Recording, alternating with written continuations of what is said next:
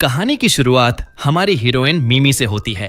मिमी अपनी फ्रेंड यूना के साथ एक टेंपल जाती है। टेंपल का वातावरण शांत होता है, लेकिन यूना का ध्यान वहाँ बिल्कुल नहीं होता। वह अपने फोन में अपने पसंदीदा आइडल ग्रुप का वीडियो देख रही होती है। कभी मुस्कुराती है, कभी उनके नाम खुशी से पुकारती है। यूना अकेले उत्साह दिखाते दिखाते ऊब जाती है, क्योंकि उसके साथ कोई चीयर करने वाला नहीं होता। तब वह मिमी से कहती है कि वह भी वीडियो देखे और उसके साथ मिलकर खुशी मनाए। यूना कहती है कि यह ग्रुप बहुत शानदार है और मिमी को भी पसंद आ जाएगा, लेकिन मिमी साफ मना कर देती है। वह कहती है कि उसे आइडल से नफरत है। उसके अनुसार अगर ये लोग सुंदर ना होते तो कोई इन्हें जानता तक नहीं। उनकी पूरी पॉपुलैरिटी सिर्फ उनके चेहरे की वजह से है। मिमी की बातों से साफ समझ में आता है कि वह अंदर से टूटी हुई है। वह खासकर हैंडसम पुरुषों से नफरत करती है। किसी को यह समझ नहीं आता कि वह ऐसी क्यों है, लेकिन मिमी को अब किसी वजह की जरूरत भी नहीं लगती। वह जैसी है वैसी ही रहना चाहती है। यूना फिर उसे समझाने की कोशिश करती है। वह कहती है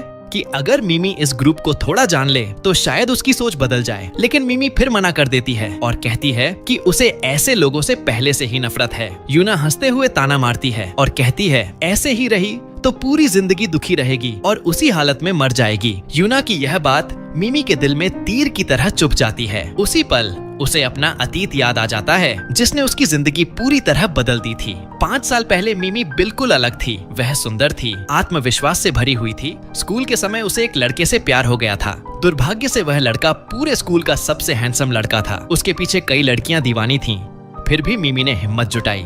उसने एक प्रेम पत्र लिखा और खुद जाकर उसे दे दिया। वह खुशी खुशी उसके जवाब का इंतजार करती रही, अपने सपनों में खोई हुई। लेकिन सच्चाई ने उसे तोड़ दिया। उस लड़के ने उसका प्रेम पत्र क्लास के ग्रुप चैट में डाल दिया। पूरी क्लास ने उसका मजाक उड़ाया। लोग उसे बेशर्म और मजबूर कहने लगे। इसे कैसे हिम्मत हुई सबसे हैंडसम लड़के से प्यार करने की। ऐसी बातें हर तरफ गूंजने लगी। उस दिन के बाद मिमी को प्यार से नफरत हो गई। उसे पुरुषों से नफरत हो गई। वह स्कूल जाना भी पसंद नहीं करती थी, क्योंकि हर जगह उसका मजाक उड़ाया जाता था। धीरे धीरे मिमी अंदर से टूट गई। अब वह हर हैंडसम इंसान से जलन करने लगी। यूना उसे फिर समझाती है। वह कहती है कि यह आइडल ग्रुप अलग है, खासकर उनका लीडर कोटा, जो बहुत दयालु, मददगार और मासूम है। यूना कहती है कि कोटा मिमी की सोच पूरी तरह बदल सकता है, लेकिन मिमी साफ कह देती है मुझे किसी को जानने की जरूरत नहीं है। मुझे अब प्यार का स्वाद दोबारा नहीं चखना। जो कुछ मेरे साथ हुआ उसने मेरा दिल पूरी तरह पिघला दिया है। इसके बाद मिमी टेंपल में प्रार्थना करने लगती है। वह भगवान से कहती है उसे सिर्फ पैसे चाहिए, अच्छी सेहत चाहिए, बड़ा घर, गाड़ियाँ और आराम की जिंदगी चाहिए। वह साफ कह देती है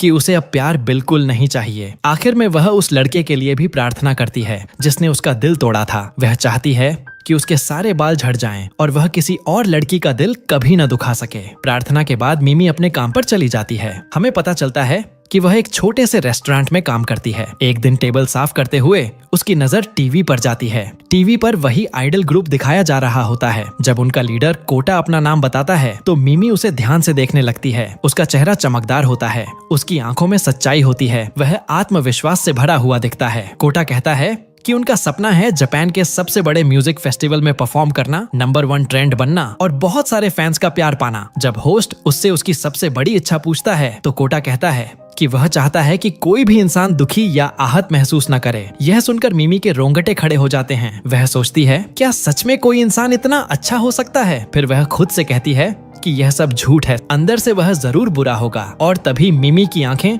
खुली की खुली रह जाती हैं। वही कोटा रेस्टोरेंट के अंदर आ जाता है। असल जिंदगी में वह टीवी से 100 गुना ज्यादा हैंडसम दिखता है। मिमी को यकीन नहीं होता कि वह सच में वही है। वह डर जाती है और वहाँ से भागना चाहती है ताकि वह उसका मजाक न उड़ाए या उसका दिल न दुखाए। लेकिन शेफ उसे आदेश देता है कि वह कोटा का ऑर्डर ले और उसे पानी दे। जब मिमी उसके पास खड़ी होती है तो वह उसकी खूबसूरती देखकर घबरा जाती है। उसका चेहरा, उसकी त्वचा, सब कुछ बिल्कुल फ्लॉलेस होता है। लेकिन मिमी खुद से कहती है शायद बाहर से चांद जैसा दिखता है, लेकिन अंदर से दर्द देने वाला होगा। वह तय कर लेती है कि वह उससे दूरी बनाए रखेगी। वह सख्त आवाज में पूछती है कि उसे क्या खाना है। कोटा पिज्जा मांगता है। ऑर्डर लेते समय मिमी को यूना की याद आ जाती है, जो कोटा की बहुत बड़ी फैन है। वह सोचती है कि क्यों ना उसके लिए कोटा का ऑटोग्राफ ले लिया जाए, लेकिन कोटा यह समझ लेता है कि मिमी उसकी फैन है। वह ऑटोग्राफ दे देता है और खुद को उसका एहसानमंद समझने लगता है। अचानक कोटा मिमी को गले लगा लेता है। मिमी पूरी तरह जम जाती है। वह कभी किसी पुरुष के इतना करीब नहीं आई थी। वह हमेशा उनसे दूर रही थी और अब अचानक एक हैंडसम लड़का उसे प्यार से गले लगा रहा था। मिमी घबरा जाती है, गुस्से में आ जाती है और उसे धक्का दे देती है। वह चिल्लाकर कहती है कि वह उसकी फैन नहीं है, उसने ऑटोग्राफ अपनी फ्रेंड यूना के लिए लिया था। कोटा हैरान होकर मुस्कुराता है और कहता है, आज से मैं तुम्हें पसंद करने पर मजबूर कर दूंगा। मिमी उसे साफ जवाब देती है, तुम कभी सफल नहीं हो पाओगे, मेरा दिल जीतना नामुमकिन है, मुझे पुरुषों से नफरत है। मिमी का गुस्सा यहीं पर नहीं रुकता। वह कोटा पर अपना सारा दर्द, सारा गुस्सा और पुराना जख्म निकाल देती है, जबकि कोटा ने उसका कुछ भी गलत नहीं किया होता। मिमी की बातें इतनी कठोर होती हैं कि कोटा चुपचाप खड़ा रहता है। वह कुछ नहीं कहता, बस उसकी आंखों से आंसू धीरे धीरे बहने लगते हैं। मिमी यह सब देखकर भी खुद को नहीं रोक पाती। वह वहां से चली जाती है। घर पहुंचते ही मिमी यूना को कॉल करती है। यूना उत्साह से पूछती है कि क्या सच में उसकी मुलाकात कोटा से हुई। वह जानना चाहती है कि मिमी ने क्या किया, लेकिन मिमी घबरा जाती है। वह कैसे बताए कि कोटा ने उसे गले लगाया, पर चिल्ला दिया और वह बेचारा रोने लगा। मिमी को लगता है जैसे पूरा यूनिवर्स उसके खिलाफ हो गया हो। वह बात टालते हुए कॉल काट देती है और यूना को कहती है कि वह सब कुछ बाद में बताएगी, नहीं तो यूना उसे मार ही डालेगी। उस रात मिमी अपनी डायरी में लिखती है। वह खुद को याद दिलाती है कि सारे पुरुष धोखेबाज होते हैं, कोई भी पुरुष उसके दिल के काबिल नहीं है। वह खुद से वादा करती है कि उसे कोटा से हर हाल में दूर रहना होगा, क्योंकि सच यह था कि आज उसे कोटा थोड़ा सा अच्छा लग गया था। लेकिन मिमी यह नहीं जानती थी कि अगले दिन कोटा फिर से उसी रेस्टोरेंट में आने वाला है। अगले दिन कोटा जानबूझकर रेस्टोरेंट आता है। वह मिमी के पास रहता है, उससे बात करता है, उसे दिलासा देता है। उसका मकसद सिर्फ इतना होता है कि मिमी थोड़ा अच्छा महसूस करे। सबसे पहले वह मिमी को अपने आइडल ग्रुप से मिलवाता है। वह उसे एल्बम्स, फोटोज और मैगजीन्स देता है ताकि उसकी रुचि जागे। वह उसे अपने कॉन्सर्ट में आने का न्योता भी देता है और एक VIP टिकट के साथ फ्री मील का गिफ्ट देता है। लेकिन मिमी को यह सब बिल्कुल पसंद नहीं आता। वह नफरत से कहती है कि यह सब उस पर असर नहीं करता। वह कोटा से कहती है कि वह खाना वापस ले जाए और उसे दोबारा अपना चेहरा न दिखाए। कोटा शांत स्वर में पूछता है कि वह और क्या करे। वह कहता है कि मिमी कभी बोर्ड या अकेली महसूस नहीं करती, उसकी जिंदगी में सिर्फ यूना है। मिमी जवाब देती है कि उसे किसी की जरूरत नहीं है, वह बस मेहनत करना चाहती है, पैसे कमाना चाहती है, अपना अपार्टमेंट और कार खरीदना चाहती है और पूरी तरह इंडिपेंडेंट बनना चाहती है। कोटा मुस्कुराकर कहता है कि ठीक है, वह अपना काम करेगा।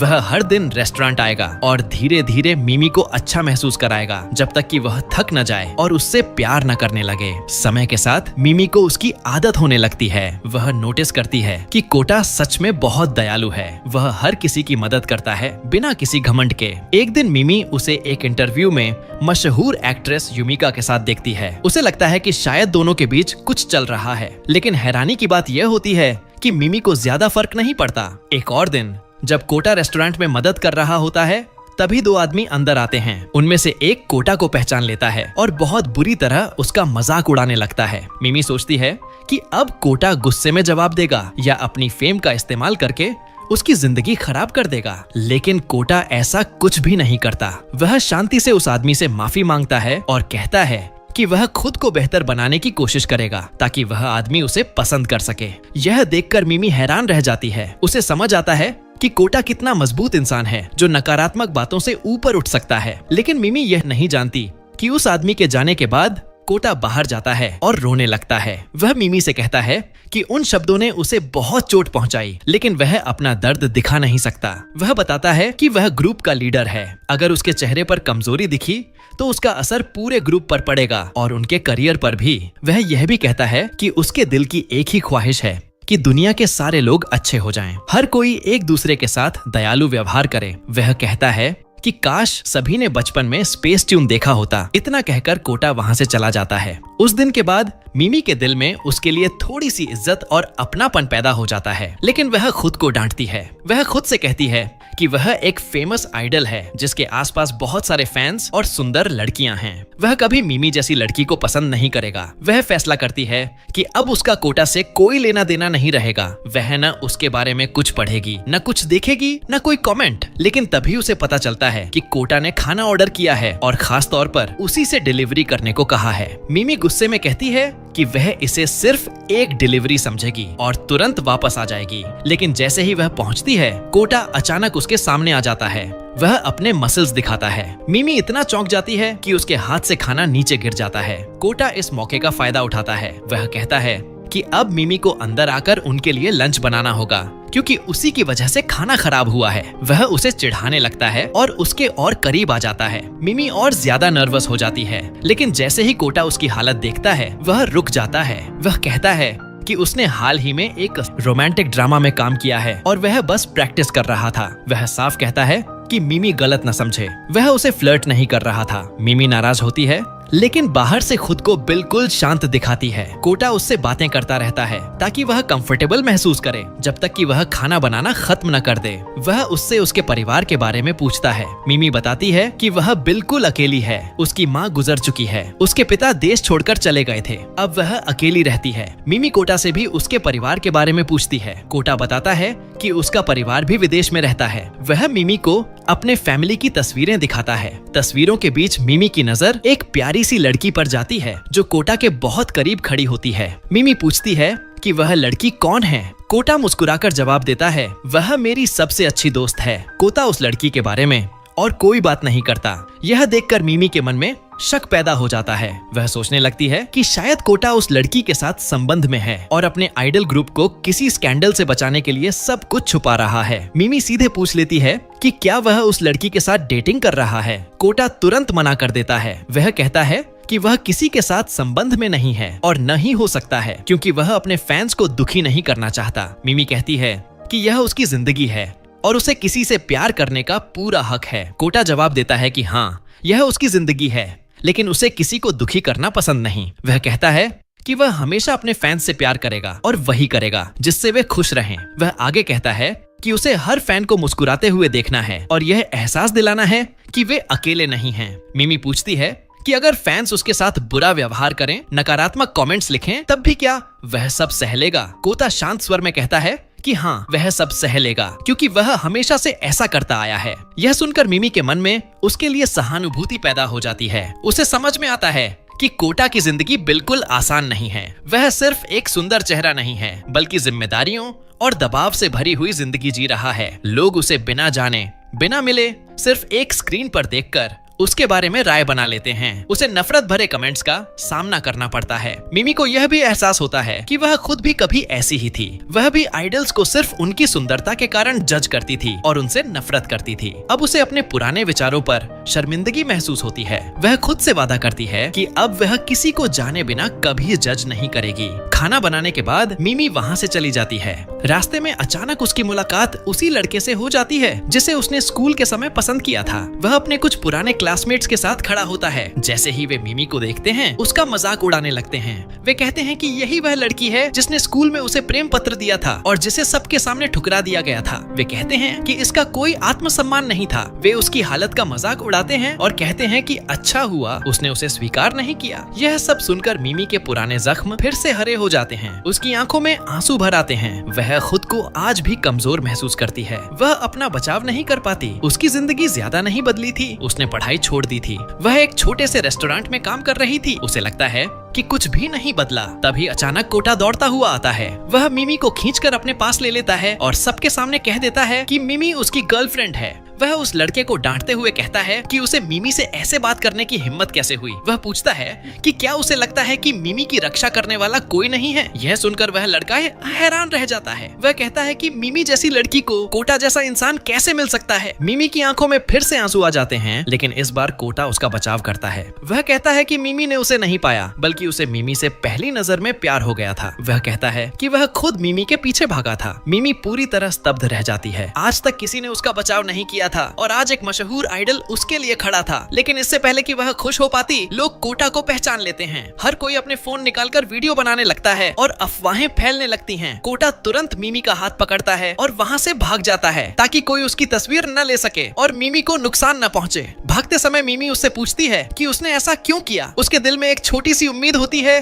कि शायद कोटा कह दे कि उसे मिमी पसंद है, लेकिन कोटा उसके दिल की उम्मीद तोड़ देता है। वह कहता है कि वह किसी भी लड़की के लिए ऐसा ही करता। वह मिमी को अपनी बहन की तरह देखता है और उसे रोते हुए नहीं देख सकता। वह कहता है कि वह लड़का एक आंसू के लायक भी नहीं था। फिर वह मजाक में कहता है कि मिमी ने इतना बदसूरत और गंजे लड़के को पसंद कैसे कर लिया। वह मिमी से कहता है कि वह उदास न हो, एक दिन उसे ऐसा इंसान मिलेगा जो उसे वैसे ही पसंद करेगा जैसी वह है, जो उसे बिना किसी कोशिश के भी सुंदर समझेगा। कोटा की ये बातें मिमी के दिल को गहराई से छू जाती हैं। धीरे धीरे मिमी को लगने लगता है कि शायद वह सच में उसकी फैन बनी चुकी है। उसके पास कोटा के एल्बम्स, फोटोज जमा होने लगते हैं। जब भी कोटा की कोई नई मूवी आती है, वह खुद उसे भेज देता है बिना सिनेमा जाए। कोटा अपनी जिंदगी की हर छोटी बड़ी बात मिमी के साथ साझा करता है। समय के साथ मिमी को एहसास हो जाता है कि वह कोटा से सच्चा प्यार करने लगी है, लेकिन उसे समझ नहीं आता कि अब वह क्या करे। क्या वह फिर से प्रेम पत्र लिखे? क्या वह अपने दिल की बात कहे? उसे डर लगता है कि कहीं कोटा उसका मजाक न उड़ा दे, कहीं वह फिर से अकेली और ठुकराई न रह जाए। वह फैसला करती है कि वह कभी अपने प्यार का इजहार नहीं करेगी। वह अपनी दोस्ती खराब नहीं करना चाहती, और वैसे भी कोटा ने साफ कहा था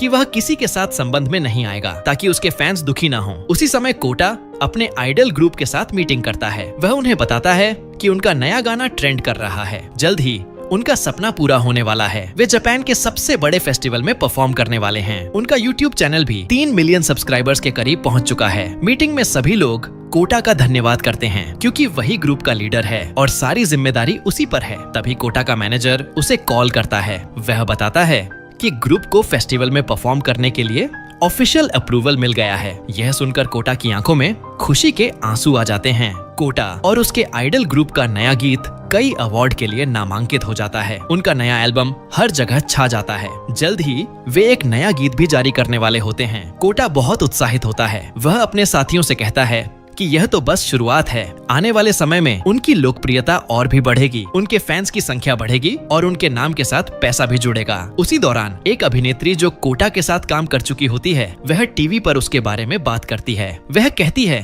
कि कोटा वास्तव में बहुत दयालु और भला इंसान है, ऐसा व्यक्ति जो किसी के भी घाव भर सकता है। वह यह भी कहती है कि जो भी कोटा के संपर्क में आता है, वह पहली नजर में ही उससे जुड़ जाता है। यह साक्षात्कार मिमी देखती है। उसके मन में कोटा के लिए सम्मान और आकर्षण और बढ़ जाता है, लेकिन साथ ही वह उदास भी हो जाती है क्योंकि कोटा पिछले कुछ समय से बहुत व्यस्त रहता है। अब वह पहले की तरह रेस्टोरेंट नहीं आता, न ही उससे मिलने या छेड़ने के लिए समय निकालता है। मानो कोटा ने उसके मन की बात भांप ली हो। वह अचानक मिमी को फोन करता है। वह उससे कहता है कि वह उसका ऑर्डर पहुंचा दे। जब मिमी कंपनी पहुंचती है तो वहां का दृश्य देखकर वह घबरा जाती है। कोटा की एक झलक पाने के लिए बहुत सारे फैंस वहां जमा होते हैं। हर कोई उसके साथ तस्वीर लेना चाहता होता है। मिमी समझ नहीं पाती कि वह क्या करे, लेकिन एक सिक्योरिटी कर्मचारी उस पर तरस खा जाता है और उसे एलिवेटर तक ले जाता है। वह उसे बताता है कि कोटा का अपार्टमेंट किस फ्लोर पर है।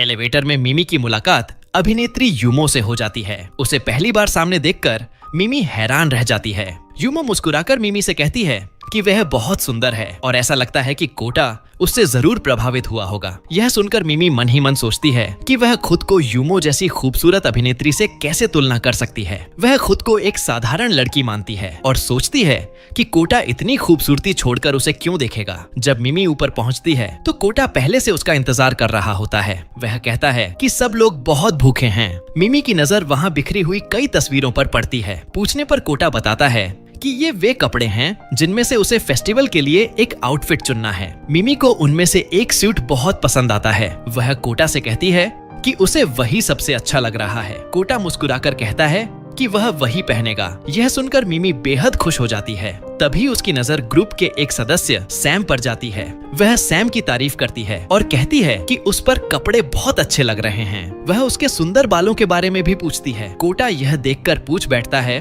कि क्या मिमी को सैम पसंद है। मिमी हंसते हुए कहती है कि हाँ, वह सच में अच्छा लगता है। यह सुनकर कोटा को जलन होती है, लेकिन वह इसे छुपाने की कोशिश करता है। इसी बीच ग्रुप के बाकी सदस्य भी वहाँ आ जाते हैं। वे मिमी की तारीफ करने लगते हैं और कहते हैं कि वह बहुत प्यारी और सौम्य है। वे कहते हैं कि वे उसे अपनी बहन की तरह मानते हैं। वे मिमी से अपने फेस्टिवल के कपड़े चुनने के लिए भी कहते हैं। उसकी पसंद बहुत अच्छी है। वे यह भी बताते हैं कि कोटा उनके सामने मिमी की बहुत बातें करता रहता है। वे कहते हैं कि मिमी का खाना बहुत स्वादिष्ट होता है और वह बेहद नेक दिल है। ग्रुप के सदस्य खुद को एक एक करके परिचित कराते हैं। मिमी को लगता है जैसे वह शहद के एक मर्तबान में गिर गई हो। चारों तरफ सुंदर लड़के उसकी राय पूछते हुए, उससे बातें करते हुए। यह सब उसने कभी सपने में भी नहीं सोचा था। वह सिर्फ एक लड़के का प्यार चाहती थी और आज वह 6 लड़कों के बीच खड़ी थी। लेकिन कोटा को